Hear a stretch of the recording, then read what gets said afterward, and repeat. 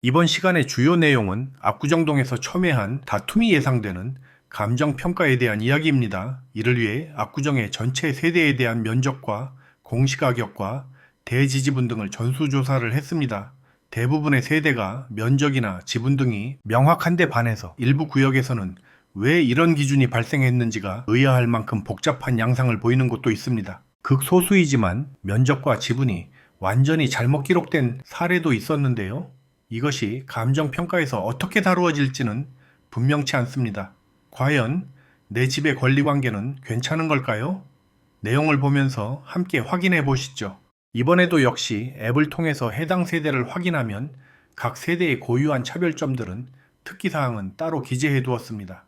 특기사항이 없다면 일반적으로 알려진 내용들과 차이가 없다는 뜻입니다. 지난번 시세 앱과 더불어서 고정 댓글에 링크를 해둘 테니 개별적으로 확인해 보시면 됩니다. 먼저 공동주택 공시가격의 감정평가와 관련한 문제부터 보겠습니다. 재건축에서 감정평가는 너무 중요하죠. 권리가액으로 불리우는 종전자산가액이 결정되고 그 평가액은 재건축이 끝날 때까지 다시 평가되지 않습니다. 평가액 자체는 시가와는 다른 개념이라 집을 사고 팔 때처럼 중요하진 않은데요. 다만 치열한 분양 신청, 순위 경쟁의 토대가 되는 만큼 초미의 관심이 집중됩니다. 내 집이 향후 다가올 감정평가에 있어서 당할 불이익은 없는지 체크를 해봐야 합니다. 이전에도 예비 권리가액에 대한 영상을 올렸는데 이번엔 거기에 면적과 지분 등을 조사하고 지난 10년간의 가격 흐름을 추가한 것입니다. 사실 압구정에서 각각의 개별 호수에 대한 상세 정보가 종합적으로 공개된 적이 없습니다. 다른 세대들과 비교해서 말이죠. 각 조합들에서 기초 자료를 수집을 했겠지만 공연이 시끄러워질까봐 언급을 하지 않는 편이죠.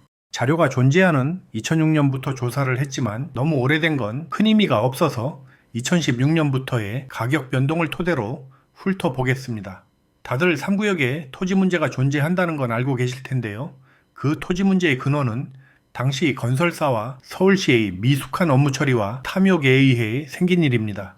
경험이 부족하고 아는 건 많지 않은데 욕심은 제대로 부리면서 오늘날 엄청난 혼란의 씨앗을 뿌렸습니다. 사실 3구역 외에도 4구역과 5구역 등 다른 구역에도 토지 문제는 있었습니다. 해당 구역에 채비지가 포함되어 있는 것도 아실만한 분들은 다 아실 겁니다. 그런 채비지 문제도 개발이 끝났으면 깔끔하게 정리되어야 하는 문제인데 방치한 결과입니다. 누구 하나 제대로 된 공적 장부에 대한 인식과 책임감이 없어서 생긴 일입니다. 3구역에서는 결정적으로 일부 토지에 등기가 불가능한 상황으로 내몰리면서 현재 엄청난 문제로 방치가 된 것이고요. 1970년대에 지어진 다른 구역들에도 비슷한 문제들이 있었지만 결정적인 사고는 터지지 않아서 그나마 아무 일 없는 것처럼 넘어가고 있는 겁니다. 압구정에서는 80년대 이후에 지어진 차수들은 그나마 양호한 상태입니다. 이번 전수조사에서 여러가지 공동주택 공시가격을 산출하는 과정에서의 오류나 토지와 건축물 대장상 표기 오류가 발견이 되었습니다. 대부분의 경우에 재건축을 위한 감정평가에서는 이런 오류들을 바로잡고 실제 가치에 의한 감평이 이루어지면 수정이 가능한 사안들이었는데요. 이런 것들도 바로 알고 신경을 쓰지 않으면 감평이 또다시 잘못 나와도 알 수가 없는 겁니다. 특히 확인 과정에서 어떤 호수는 40평대 아파트가 옆라인의 작은 평수의 대지 지분인 20평대로 기재된 황당한 경우도 발견이 되었는데요. 명백하게 기자의 오류로 보이는데 그것이 50년간 방치되면서 문제가 심각해 보입니다.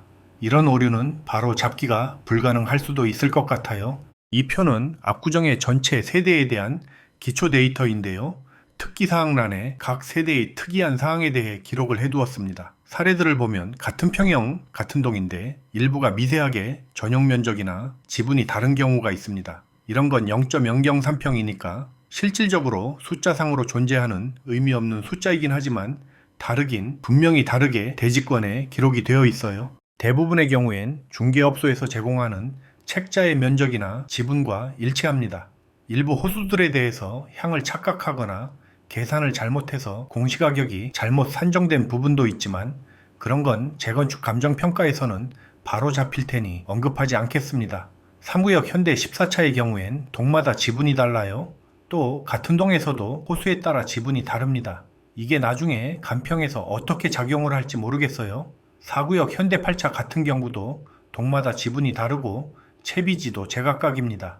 채비지 관련해서는 밖으로 드러나질 않기 때문에 이 표에 기재된 것과 실제가 다를 가능성도 있습니다. 이런 부분은 각 세대의 소유주들이 별도로 확인을 해보셔야 할 것 같습니다. 혹시 앱의 내용 오류가 있으면 연락 주시면 수정하도록 하겠습니다. 5구역 같은 경우에도 층이나 호수에 따라서 면적과 지분 등이 상이하고 매우 복잡합니다. 그 복잡성에서 기록 오류 등도 많이 발견이 되는데요. 여기 나오는 모든 자료는 각각 확인하실 수 있도록 또 앱을 만들어서 고정 댓글란에 올려드리겠습니다.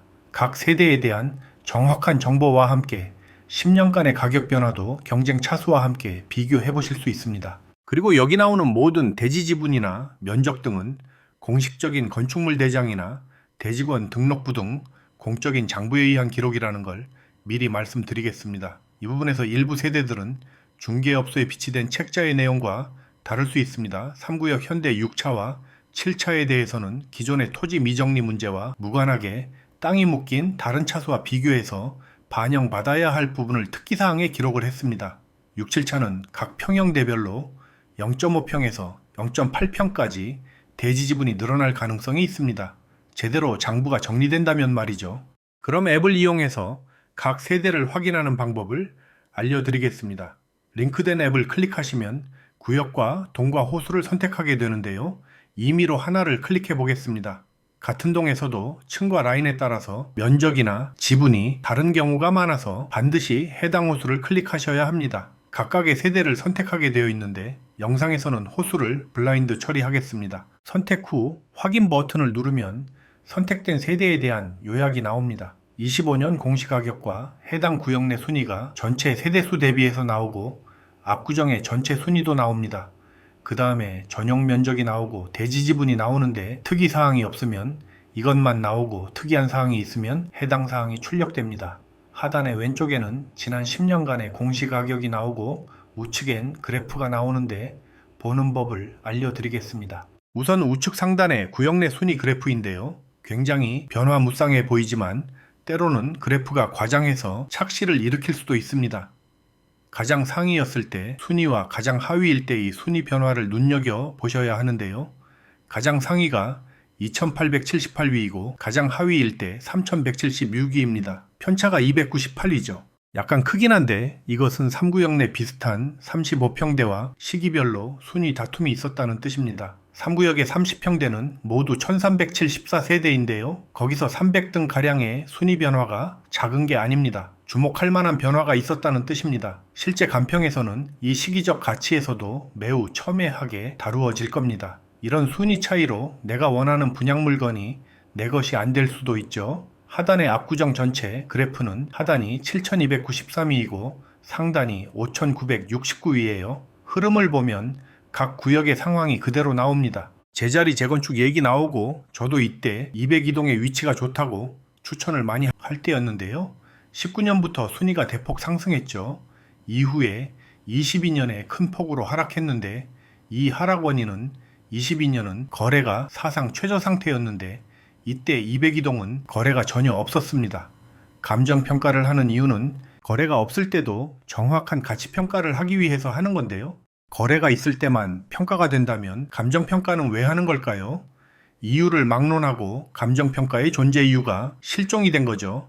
거래가 원활하면 뭐하러 감정평가를 하겠어요? 그냥 실거래가를 평균 내거나 부동산의 시세 물어보면 되죠. 압구정 재건축의 남은 과정에서 앞으로 남은 리스크 중 가장 큰 것이 이 감정평가 부분입니다. 이것이 제대로 되지 않을 시 뒤집어질 세대수가 어마어마합니다. 그 다음에 23년과 24년에 좀 회복되나 싶었는데 25년에 또 큰 폭으로 하락했죠. 이건 3구역 리스크로 인한 겁니다. 토지 문제와 집값 왜곡 문제 등 부정적 요인들이 시장 가격에 반영되면서 3구역의 압구정 전체 순위가 하락 반영을 받은 겁니다. 이것이 단기적 문제가 아니기 때문에 이런 추세는 상당 기간 지속된다 보아야 하겠죠.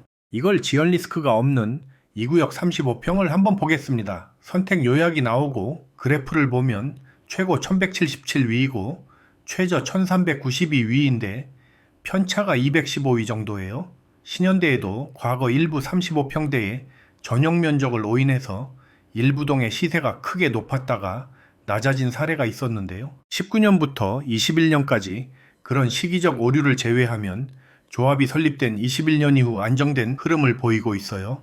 반면 압구정 전체 순위는 23년 이후 가파르게 치솟고 있죠. 23년부터 거의 천등이 올랐습니다. 빠른 사업 속도를 얻고 그만큼 비싸게 거래가 됐다는 뜻입니다. 다시 한번 말씀드리지만 현재 방식의 감정평가에서 실거래 사례가 깡패예요. 실제로 시장에서 사고 팔았던 기록이니만큼 강력한 설득력을 갖는데요. 이 방식의 치명적인 한계가 거래 사례가 적을 때 어떤 감정가액이 나올지 모른다는 겁니다. 몇몇 사례를 보실 텐데 거기에 적나라하게 사례들이 나옵니다. 이 구역의 대부분 그래프는 이 빨간색 선과 비슷한 흐름을 나타냅니다. 긍정적 요인이 많아서 비싸게 팔렸고 따라서 순위 또한 상승을 한 겁니다. 그럼 다른 구역과 비교를 통해서 흐름을 알아보죠. 스크롤을 더 내리면 선택한 평형 이외에 다른 구역이나 평형을 2개 더 선택할 수 있는데요. 같은 평형대를 비교해 보겠습니다. 과거 해당 평형과 자웅을 겨루던 3구역 5차 35평 하고요. 또 한 단계 낮은 대접을 받던 4구역 35평을 보겠습니다. 2개를 추가로 선택하고 비교하기 버튼을 누르면 신현대 35평은 2016년 대비 700등가량 올랐고요. 3구역 5차 35평은 1100등 이상 하락했어요. 8차 35평은 1000등가량 올랐죠. 아래 바차트는 연도별 흐름을 보여주는 건데요. 플레이 버튼을 누르면 변화가 나타납니다. 하단에 연도 표시가 있는데 해당 연도를 클릭하면 연도별 정지 화면으로 볼 수 있습니다. 이 반은 길이가 길수록 순위가 높은 겁니다. 금액에서 보듯이 2016년엔 10.48과 10억으로 약 5%가량 신현대가 높았는데 8차는 10%가량 쌌어요. 20년에는 5차가 가장 비싸졌고요. 21년에는 난형난제죠. 22년엔 8차 35평이 역전을 당하기도 하고요. 24년부터는 말도 안 되게 벌어지죠. 현대 8차와의 역전 현상이 고착화됩니다. 3구역엔 3가지 눈에 띄는 패턴이 나타나는데요. 하나는 근거 없는 제자리, 재건축의 바이럴로 인해 극강의 순위를 나타내고 가장 가격이 많이 오르면서 압구정 전체에서도 상위를 독차지하다가 24년 이후엔 압구정 내 순위가 곤두박질 치는 한 가지 패턴이 있고요. 하나는 대척점에 있는 차수인데요. 조합 설립 이전에 차트 상단을 차지하다가 대폭 하락한 평형이 있습니다. 그리고 24년 이후에 곤두박질 치는 건 마찬가지인데 이것은 3구역 전체의 리스크를 너나 할 것 없이 피해가지 못하기 때문입니다. 해당 평형도 한번 비교를 해보겠습니다. 3구역 6, 7차와 1, 2차 65평과 신현대 61평을 비교해볼게요. 6, 7차 65평은 173위에서 819위로 떨어졌고요. 1, 2차 65평은 303에서 313으로 거의 변화가 없네요. 반면 신현대 61평은 589위에서 57위로 올라섰죠. 3구역 80평형이 56세대잖아요. 그 다음이 신현대 61평이라는 겁니다. 현재 압구정의 대장은 3구역이 아니고 2구역입니다. 이런 추세는 앞으로 더 깊어질 거예요. 바차트 보겠습니다. 19년부터 1, 2차와 6, 7차가 역전이 되기 시작하는데요. 한참 강변조망 이슈가 뜨거워질 때죠. 이때 역전당하고 이후에 줄곧 눌려왔는데요. 이렇게 된 원인이 사실상 아무런 근거가 없었던 겁니다. 그냥 해프닝이에요. 집값 역전이 근거가 없으니 언제든 재역전이 가능한 상황입니다. 24년에 신현대가 많이 따라붙었죠. 25년엔 역전이 되었고요. 3구역의 또 한 가지 패턴은 제자리 이슈의 혜택과 거리가 멀면서 거래량도 적어서 감정평가에서 큰 손해를 보는 대형 평형 차수들인데요. 생각을 해보세요. 물론 주거가 쾌적해서 만족도가 높은 데다 팔고 더 큰 평형을 찾기도 힘드니 거래량은 자연히 감소하는 추세가 맞을 겁니다. 하지만 말이죠. 그 이면엔 찾는 사람이 없었다는 뜻도 있습니다.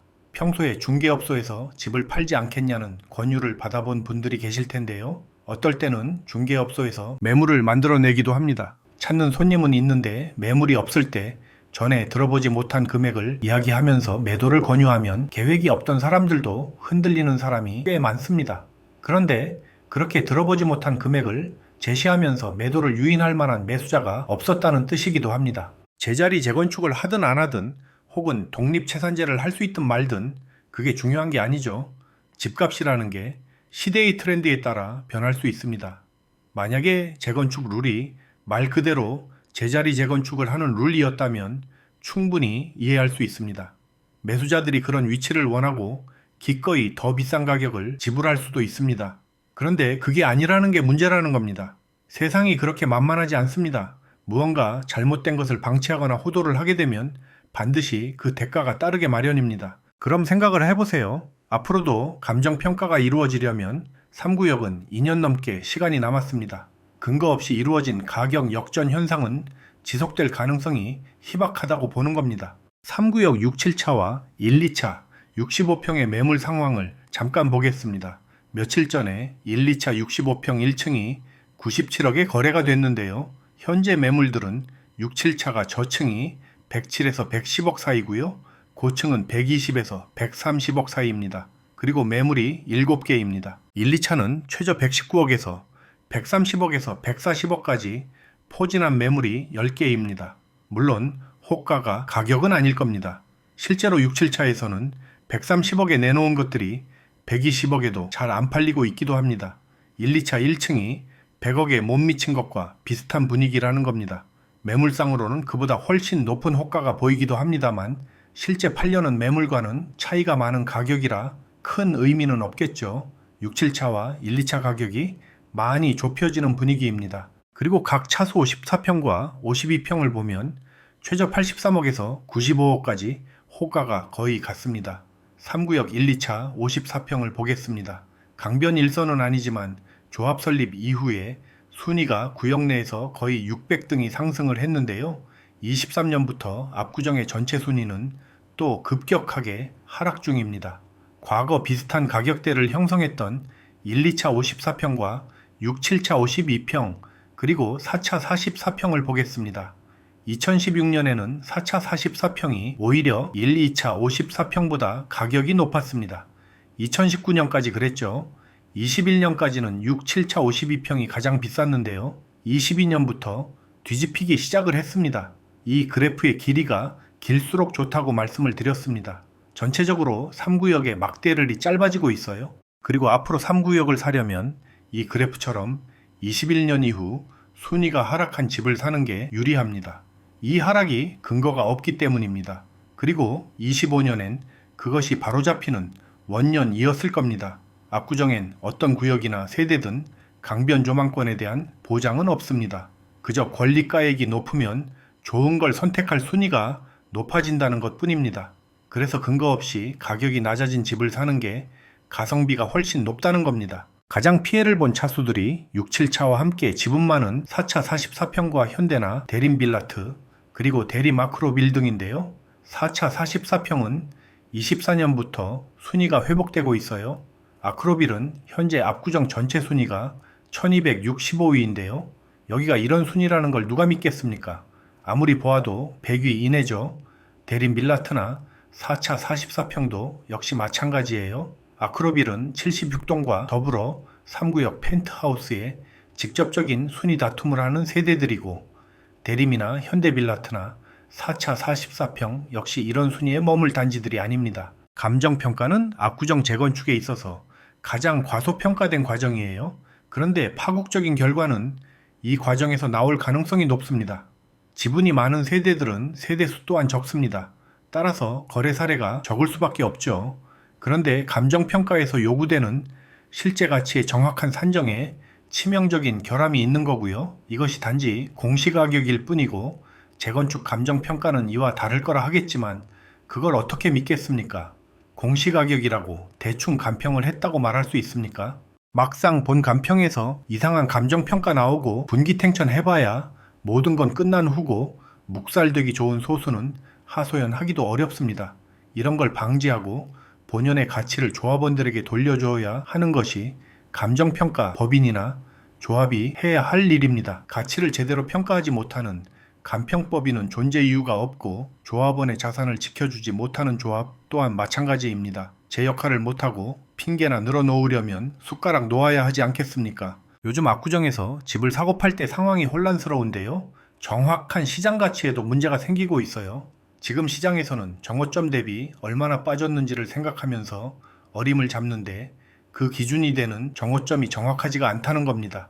25년 상반기에 가격이 급등하면서 생겨난 점고점들이 어떤 땐 살 사람도 있고 팔 사람도 있는 데다 규제 전에 타이밍 좋게 이루어진 것들은 높게 형성이 됐는데 그렇지 못한 차수들은 낮은 가격에 그대로 남는 차수들도 상당합니다. 그래서 최근에 정고점보다 비싸게 매수를 했어도 잘 산 것이 있고 어떤 건 싸게 샀어도 실패한 케이스도 있습니다. 본연의 가치와 향후 성장성에 대해서 정확한 판단 기준이 없었다는 뜻입니다.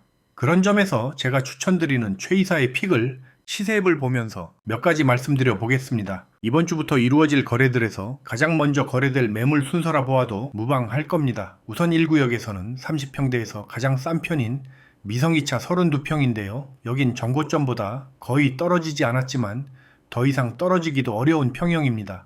50억 선에서 로얄층이면 괜찮은 선택이고요. 47평은 예전에 신현대 35평보다 다소 높은 평가를 받던 평형인데 사업이 지체되면서 지연 리스크로 4, 5억가량 낮은 가격이 형성되고 있습니다.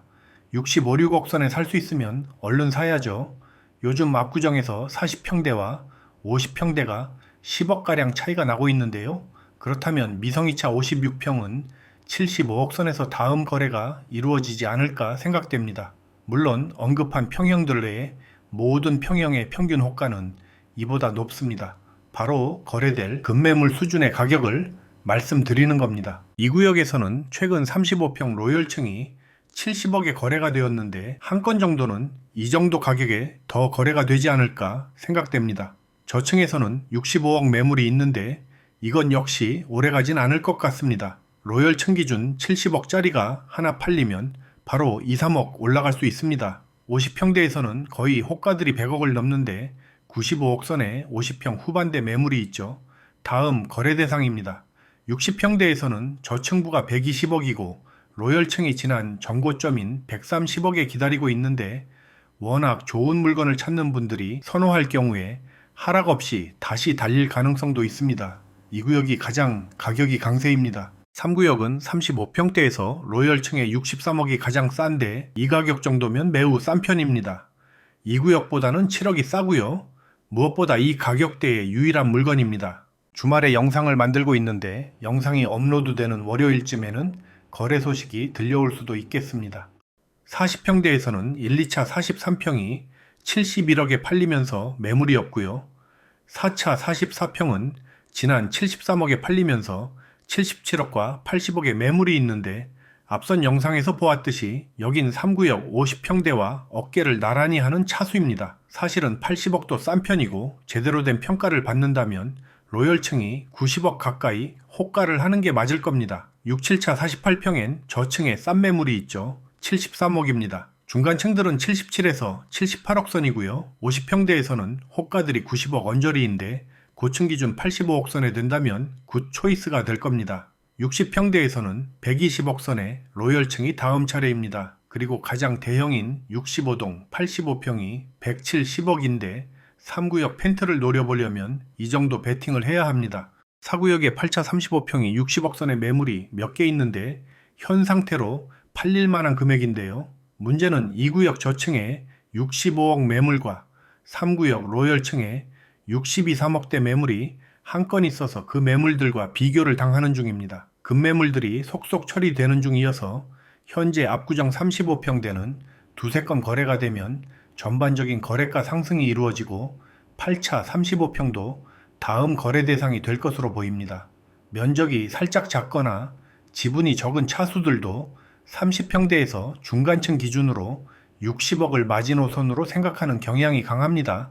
여기서 작은 액수라도 빠지면 매수자의 승리라 보아야겠죠. 8차 54평 역시 83억가량에서 매물이 대기 중인데 3구역에서 매수자들이 기대 중인 중간층 85억가량과 비교당하면서 약간 더 빠지거나 싼 매물이 먼저 팔리길 기다리는 중입니다. 4차 33평도 60억에서 65억까지 포진 중인데 저점이 60억으로 인식되고 있습니다.